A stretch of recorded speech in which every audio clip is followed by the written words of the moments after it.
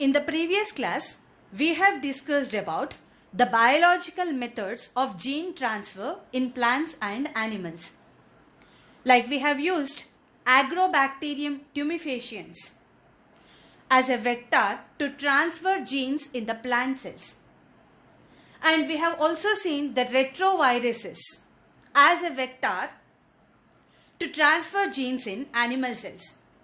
So they are considered as something biological methods. And if you can remember, Agrobacterium tumefaciens is considered as a natural vector or a natural genetic engineer because it has a natural mechanism, a natural technique, not the artificial. See, it has a natural mechanism or a natural method to transfer the T gene from the Ti plasmid directly into what? Into the plant cells, plant nucleus.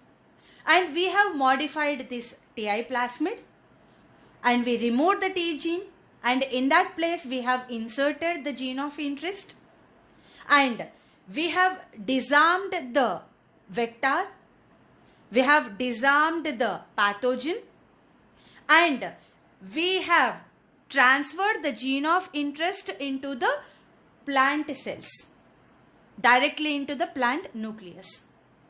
So that is the reason why Agrobacterium tumefaciens is considered as a natural vector or a natural genetic engineer, because it has a natural mechanism to transfer its genes. Now in this class, we will be learning about the physical methods of the gene transfer. The physical methods of the gene transfer are, the first one is biolistic method or gene gun method or particle gun method or microprojectile bombardment or bioballistics. So this particular technique has different names. Right. Now let's see what is this gene gun or biolistic method. So what we do is, now this is the desired DNA. This is the gene of interest or the desired DNA or the foreign DNA. Now this foreign DNA, I have to send it to the, imagine, into the plant cell. Right, for that what I am going to do is, I am using this gene gun technique. Now first what I do is, this desired gene is coated on the tungsten or the gold particles. So this is a tungsten, or you can also use a gold particle. So on the tungsten particle, what we are doing is, we are coating it with the DNA, the desired gene. Now after coating with the desired gene, we are loading this material in the gene gun. So this is the gene gun. So in the gene gun, I have loaded this material. So the tungsten coated with the desired DNA, and I am shooting this material directly into the plant cell with a very high speed. So with a very high speed, I started shooting this material into the plant cell. So directly, because it is a high speed, now directly the tungsten coated with the DNA is directly entering into the plant nucleus.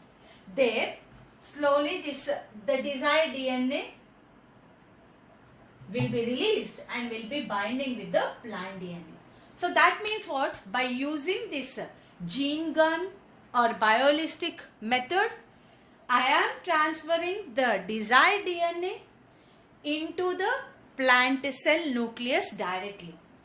So this is one physical method, and this method is very efficient for the plant cells. So for transferring the desired DNA into the plant cells, the gene gun method is very beneficial. Right. So this is about the gene gun method. Let's go with the second physical method.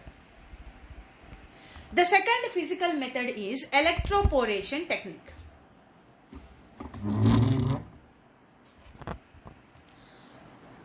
Right. Now let's understand what is this electroporation technique. Now we generate the pores or holes on the protoplast using electric pulses of high voltage. So what does it mean? So here this is, imagine a cell.